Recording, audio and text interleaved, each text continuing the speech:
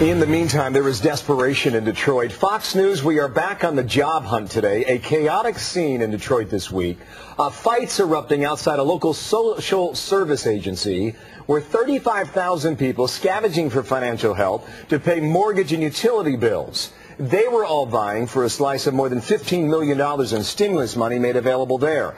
Congressman McCotter represents Michigan. He's a Republican, chairman of the Republican Policy Committee. Sir, good morning to you. Good morning, Bill. The list is long for issues in Michigan. I think you know these numbers very well. Unemployment's 15% in August. In the Detroit area, it was 28%. What are we doing to get people a job? I think what we have to do, Bill, at the federal level is to make sure we understand that we have to create these conditions whereby the private sector can grow the economy and employ people. We also have to make sure that we have humane measures in place like the extension of unemployment benefits that was passed out of the House last week. At the state level, the state of Michigan has to understand that the painful restructuring that the auto industry went through is going to have to be mirrored by state government. They're going to have to get smaller, more accountable, more efficient, and allow entrepreneurs to come into the state, to grow up in the state and to stay there, and to give people the chance to work.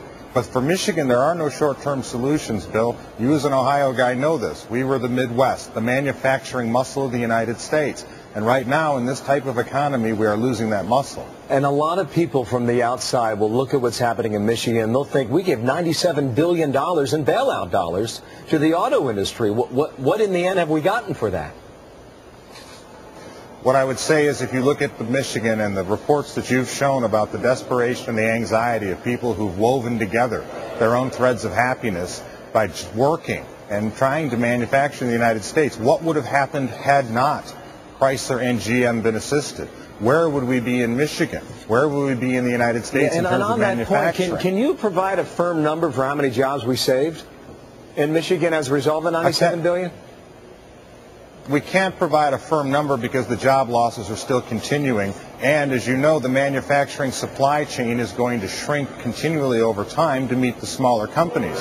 But remember, on that point, the job loss in Michigan, while announced with the Chrysler and GM deals and with the supply chain, have not all occurred yet. Our unemployment rate is going to continue to go up. We got sicker quicker, and we are going to get better much later. And you're paying an awful price for it, too. I talked to folks from your home state. Your heart really goes out to these people. Just at every corner of your state, people are hurting. And I thought what Time Magazine did a week ago, I really told a story, the images they put in their magazine to show you how the city is still just under absolute decay. You mentioned one idea about extending the unemployment benefits, and so far as we can tell, it's going to cost us billions, but it's going to get done in Congress. In addition, they're talking about extending and expanding the tax credit for first-time home buyers, also a tax credit for the employers hiring new workers. Do those sound like good ideas to you? I think anytime you can allow people to keep their own money and invest their own money and make their own decisions in the economy, it not only gives a sense of calm to the economic turbulence we see, it empowers them to make those decisions and, again, grow the economy. Our prosperity comes from the private sector, not the public sector. So anytime we can let people keep their money and grow this economy, I think is beneficial. Well, to that point, do you think government's getting in the way? I think that the government, in its attempt through the stimulus plan to try to grow the economy and create new foundations for our prosperity, as the president said, is absolutely the wrong idea. It is the American people who over time have created the most equitable and prosperous economy known in human history. And I don't think we should deviate from the principle that they will continue to do so if given the chance. These numbers are staggering. 1.4 million people in Michigan live below the poverty line. That's about 14% of the state's population. In Detroit, that is 33%. We've got our work cut out for us, as you know, sir.